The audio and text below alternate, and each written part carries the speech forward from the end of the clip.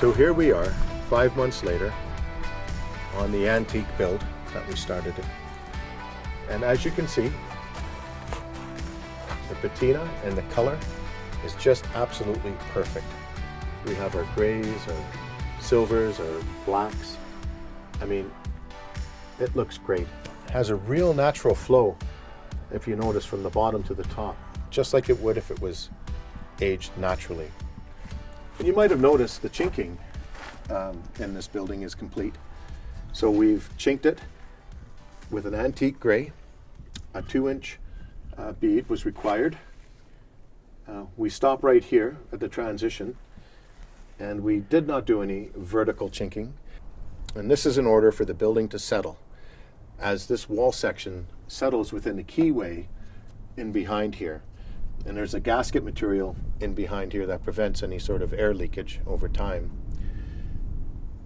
The benefit of using this product, the benefit of this system, is there is zero maintenance to do over its lifetime of its building. It is going to have absolutely zero maintenance. It will just continue to age and to look better and better and better. It's absolutely perfect. So here's the icing on the cake, literally icing. And wow, have we nailed it. Now, you can't have an antique house without having antiqued doors. So we went with a traditional lime wash, an actual salt and lime brine wash on a sandblasted substrate. So these doors are brand new. They were blasted with fine crushed glass just to rough them up and give them that kind of a weathered look. Then they had 3 coats of salt, lime, and water applied. And then a final relief, kind of a Scotch-Brite, just to open up the grain a little bit and give it that effect. Now, there's some great benefits of using the whitewash. Well, for one, we went with a natural finish on the logs, so we've aged the logs. And for number 2, this is extremely old and natural and will just continue to mellow and to age through time. And it's antimicrobial, so you're not going to have the rot, the fungus, the mildew, and the character is just absolutely going to look amazing in time. And because we used the lime, as you can see, it's physically on the wood. It's not like a paint, it's not like a coating, it's actually a treatment. So I'm very excited about the actual look of this.